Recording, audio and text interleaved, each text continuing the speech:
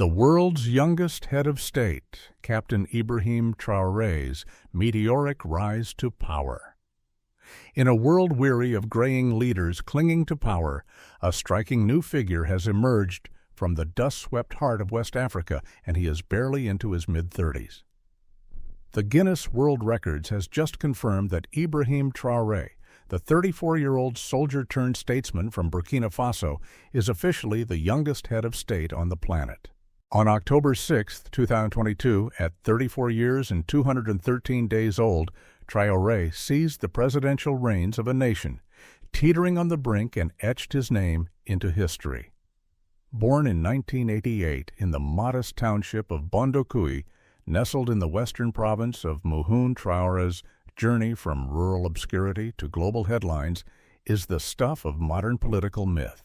A gifted student, he graduated with honors from the University of Ouagadougou in 2009, majoring in geology, a discipline that ironically taught him to read the ground, just not the tremors of political fault lines.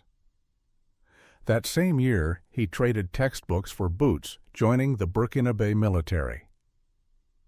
By 2014, he was deployed as a UN peacekeeper in Mali under the MINUSMA mission, gaining first-hand exposure to the continent's most volatile fault zones, both literal and geopolitical. Fast forward to October 2022, Captain Traoré was chosen to lead the Patriotic Movement for Safeguard and Restoration, MPSR, a collective of progressive soldiers who had already overthrown the previous regime of President Roch-Marc Christian Kabore in a military coup just 9 months earlier.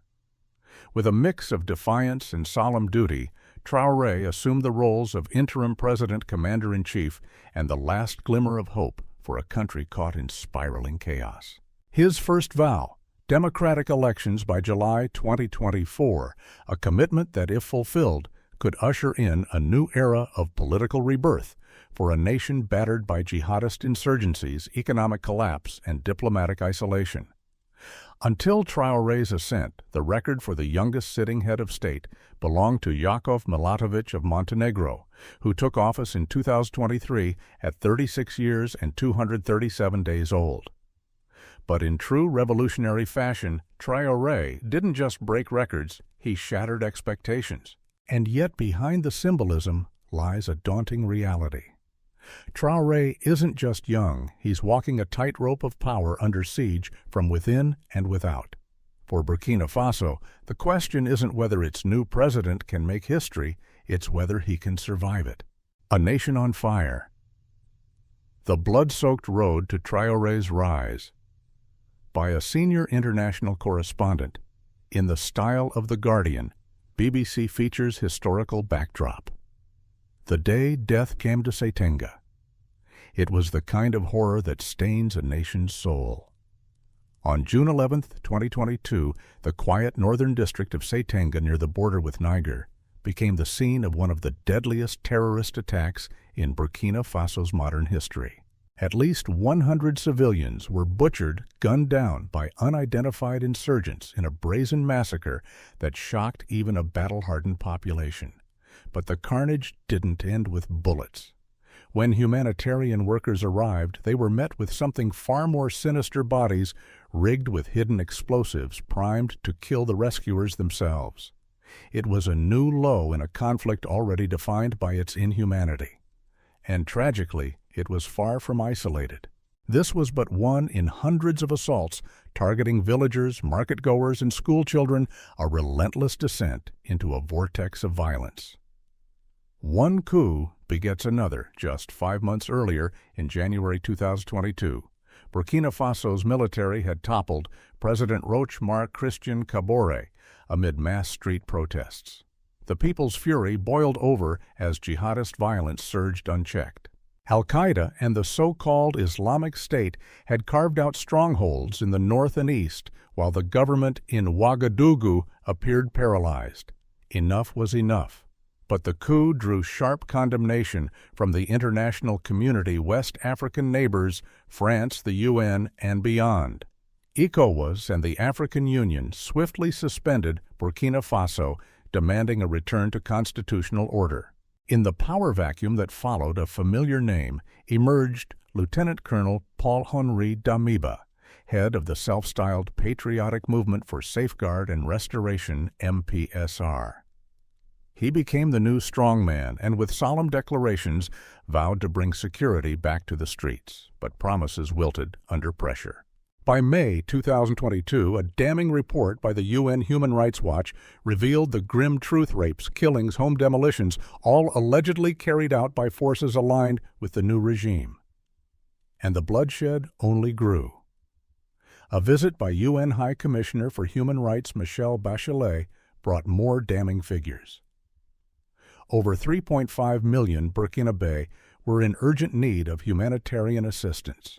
630,000 were teetering on the edge of famine. Before the storm.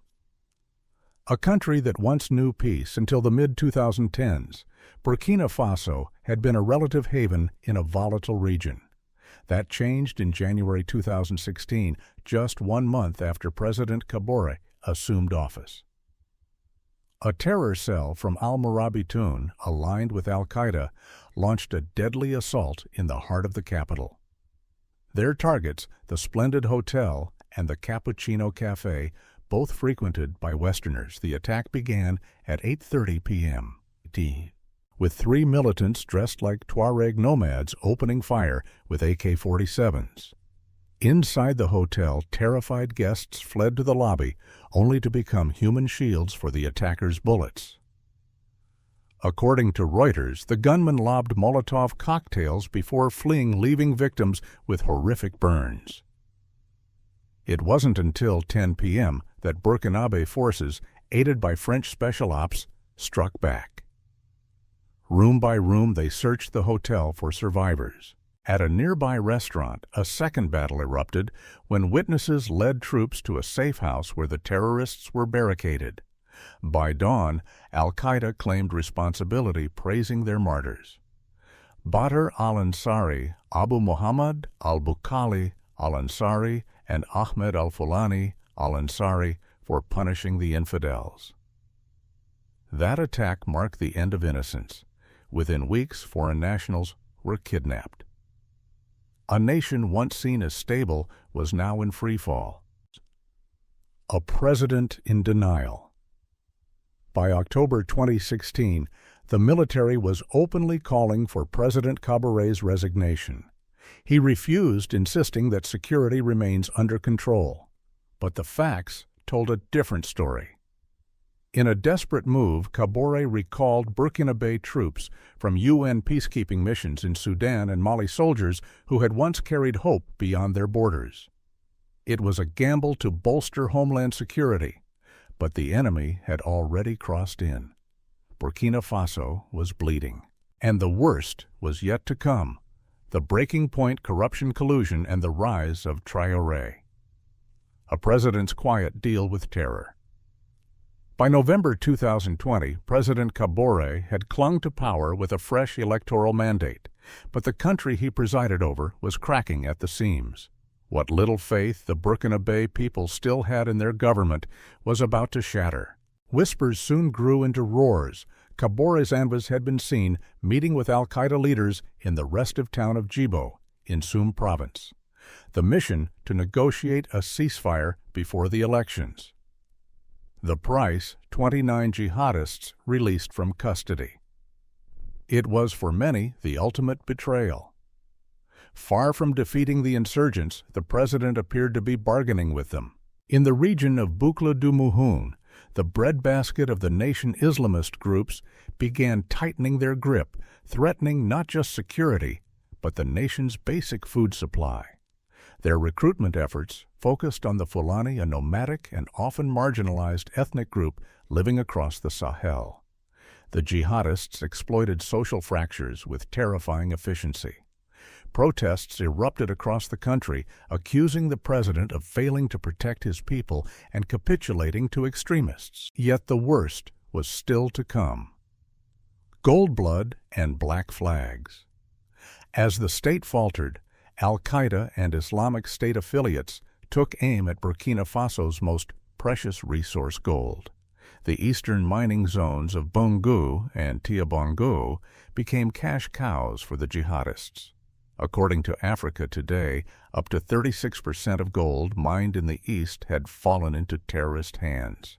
The Associated Press reported that in just March 2021, 3 separate attacks on gold mines left 70 people dead, including 13 police officers. The annual death toll for that year approached a staggering 2,900, including civilians, soldiers, and police. In June 2021, the government was forced to halt all mining operations in gold-rich regions like Udalan, Solhan, and Yaga after a spate of massacres, the worst of which occurred on 14 November 2021. That night, a group of militants targeted a military police outpost near the Inata gold mine. When the smoke cleared, 53 officers lay dead, 49 of them gendarmes. Survivors later revealed the horrific truth: the outpost had received no food or ammunition for 2 weeks, despite multiple pleas for help. The massacre triggered a national outcry. Thousands marched in the capital, Ouagadougou, demanding Kabore's resignation. In a desperate attempt to quell the fury, the president fired Prime Minister Christophe Dabire on 8 December 2021, prompting his entire cabinet to resign in protest. But the public was unmoved. The dam had burst. The collapse of the Republic on 24 January 2022, the final blow fell. Amid swirling rumors of resignation and resistance, a group of soldiers stormed the national broadcaster. They called themselves the Patriotic Movement for Safeguard and Restoration, MPSR. Their leader, Lieutenant Colonel Paul-Henri Damiba. Within hours, they dissolved the government, suspended the constitution, and closed the borders. Burkina Faso was under military rule again, but even Damiba would not last. Just 9 months later, he too was overthrown, this time by his own brothers in arms, frustrated by his inability to stem the rising insurgency. He fled to Togo, his presidency in ruins. In his place rose a figure few had seen coming, Captain Ibrahim Traoré. The young captain steps forward when he appeared on national television flanked by fatigues and flags. Traoré, just 34 years old, declared with steel in his voice, "We will defend national independence, territorial integrity, and the continuity of the state." Until that moment, Traoré was a little-known artillery officer stationed in a remote town in the country's north. But in a nation ravaged by war and disillusionment, youth became a weapon, hope a last bullet in the chamber. Speaking to France's RFI shortly after assuming power, Traoré assured listeners he did not seek to rule indefinitely. A national conference, he said, would be convened by the end of the year to appoint a civilian or military transitional president. Burkina Faso, he promised, would honor its commitments to the West African bloc, ECOWAS, and return to democratic governance. But few in Ouagadougou or beyond were ready to bet on peace. The captain had taken the wheel of a ship already on fire. Burkina Faso's bleeding edges. The mountain Traoré must climb the fire. Beneath the throne. Burkina Faso, a nation scorched by insurgency and fragility, remains one of the poorest countries on earth. Nestled in the volatile Sahel, it has become a front-line battlefield in the West African war against jihadist extremism. Since 2015, armed groups affiliated with Al-Qaeda and the self-proclaimed Islamic State have poured in from neighboring Mali, and the government has never truly regained control. The toll is staggering. Nearly 20,000 people killed. Over 2 million displaced families torn from their villages, forced into makeshift camps. And more than 30% of national territory is now effectively a no-go zone for the state. The military regime refuses to disclose official figures, but the truth seeps through cracks. 1 in every 10 citizens has been uprooted. Up to 1 million children may no longer have access to education, and the carnage shows no signs of slowing. An unrelenting storm, violence is once again intensifying, especially in the north. but its reach now touches nearly every region. Skirmishes and ambushes along the southern border suggest a deepening spread. Analysts warn many incidents go unreported. The darkness swells unseen. Since seizing power, Traoré's junta claims it has foiled multiple coup attempts. One in September 2024 came on the heels of the most brutal massacre in the country's history, hundreds of civilians slaughtered near the town of Barçalogo. In just 2 years, civilian deaths tied to Islamist groups rose from 721 in 2022 to 151 in 2024. The specter of national collapse, once unthinkable, now looms. Worse still, Captain Traoré's grip is fragile. Most senior officers either sat out his coup or opposed the one before. The armed forces are fractured, the ranks riddled with doubt. His government speaks often of foiled plots, betrayal, and destabilizing elements. Behind the speeches lies a blunt truth in Burkina Faso. Power changes hands, not through ballots, but bullets. The long war ahead. Geopolitically, Burkina Faso is a keystone in the counterterrorism architecture of West Africa. Under former President Blaise Compaoré, backchannels were established with Al-Qaeda, used to negotiate hostage releases, often involving Westerners. When Compaoré assumed office, those shadowy connections persisted despite the country's membership in both the G5 Sahel and the U.S.-backed Trans-Saharan Counterterrorism Partnership.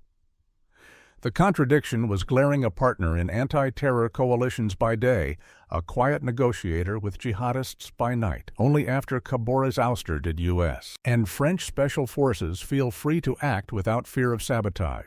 Yet even today, the Burkinabe military is threadbare, plagued by poor organization, antiquated equipment, and a lack of actionable intelligence. Observers note that only 18% of its forces are deemed combat-ready. The rest bogged down by a bloated officer corps where generals outnumber grunts and the chain of command more resembles a top-heavy inverted pyramid than a fighting force. The dissolution of the Presidential Security Regiment further decimated intelligence-gathering capacity, leaving yawning gaps exploited daily by insurgents. The state is forced to play catch-up with shadows, but the true threat runs deeper. Burkina Faso is being strangled by a confluence of crises: rampant food insecurity, failing healthcare, a crumbling education system, extreme poverty, ethnic tensions, and systemic corruption, all fanning the flames of jihadist recruitment. According to ECOWAS, these are not passing troubles. Even a return to civilian government, they warn, will not guarantee stability. The jihadists have found fertile soil in forgotten provinces where land disputes resource grab social division and a weak central authority create the perfect storm. Traoré may be young, he may be bold, but the war he faces is not just on the battlefield. It is a war against despair itself.